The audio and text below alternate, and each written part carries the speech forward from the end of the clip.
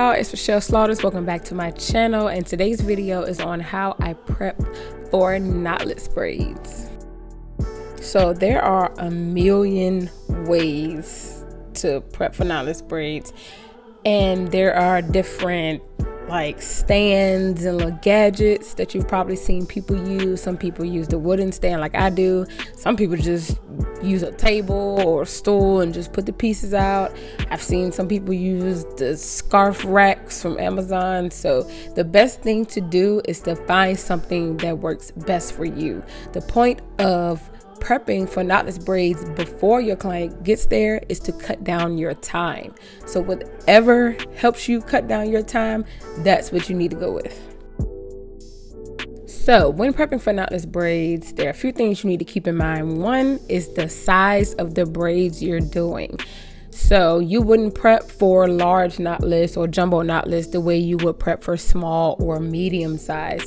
So make sure you know what size knotless braids you're doing when you're prepping. For example, in this video I was prepping for a set of medium knotless braids, so I knew to not make my pieces too thick or my braids would be too thick and I would have to stop and make the pieces smaller, and that would take more time, and that's not what we're trying to do. We're trying to cut down as much time as possible. So be mindful of the size knotless braids you're doing so you can be cognizant of what size pieces you put on your stand.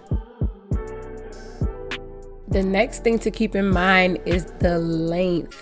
So you can do shoulder length knotless, mid back knotless, waist length, butt length, knee length, calf length, whatever. You have to know what length you're doing beforehand. So for me, if I know I'm doing waist length braids, I'm not buying no short hair because I know that's more pieces I have to add in the long run. So if somebody books for medium waist length braids, I'm going to use the Rua brand hair because I know after I feed my pieces in, their hair will lay perfectly to where I won't have to use more hair than I have to get the length that I need to achieve. So with knowing the length that I need, that also brings me to what brand I'm going to use. So this is the Rua brand. It say 30 inches, but I'm not sure if it's exactly 30 inches, but I do know that it's longer hair. So if I'm doing longer braids, 10 times out of 10, I'm probably going to use this brand if the color I need is available in the stores. Because sometimes I buy hair offline, sometimes I buy hair in the stores. But this is my go-to brand for longer braids, especially if I'm doing waist length or butt length. I won't have to add in all those extra pieces as I stated before because the hair is already long. It's also good to keep in mind with certain brands, you might get a little more hair. So with the pre-stretched brands, some packs say 2X, 3X. I've seen 5 bundles in the pack, 6 bundles in the pack, but usually when there are more bundles in the pack, the bundles are smaller. So for example, Expression has a 2X pack, and then they have like a 5X pack, but the individual bundles in the pack are smaller in the 5 and the 6X pack as opposed to the 2X pack. So I know I'm not going to need as many packs when there are more bundles in the pack. And some brands altogether just give you more hair in the bundles. So a 2X Expression is going to give me more hair than like a model or any other braiding hair brands because they're just known for having bigger bundles in their packs. So I know how many packs I will need depending on the size of the braids I'm doing. Alright, so I know I just said a lot, but if you were watching the video while I was talking, you will see when I start on a new row, I put individual pieces on each peg. So for this particular stand, there's 120 pegs on it. So on each individual peg when I'm first starting off gets one piece of hair, and then after each peg is full, I go to wrapping the hair over 2 pegs instead of 1, because if I go behind that first row and put 1 piece of hair on top of that same piece of hair, it's going to combine, so the size of my hair pieces is going to start combining and it's not gonna be right. So when you go back behind the individual pieces, you will wrap it around 2 pegs instead of 1. I hope that makes sense. Okay, so as I'm going along, I'm going to keep wrapping around 2 pegs instead of 1, but I'm going to offset each layer.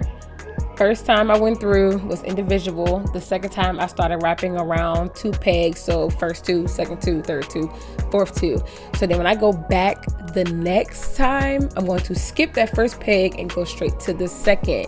And then I'm gonna keep doing that over and over and over again. You just want to make sure you're not putting the pieces directly over top of that last layer, because that's what's gonna make them combine and it's gonna mess the sizes up. And you wanna try to keep your sizes consistent when you're putting your pieces out.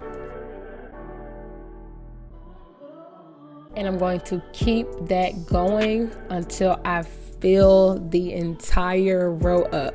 So until I can't put any more pieces on that row, I'm going to keep going, and then I'll start on that next row putting the individual pieces. It's rare that I ever fill this entire thing up. Even if I'm doing a set of smalls, there's usually never a time where the entire peg stand is set up.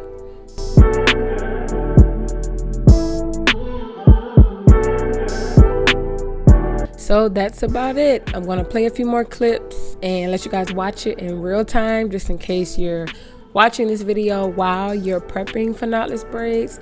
Just make sure you keep in mind the sizes, the length, the different brands. If you guys want another video specifically on the brands I use and why I use them, make sure you drop it in the comments. Let me know.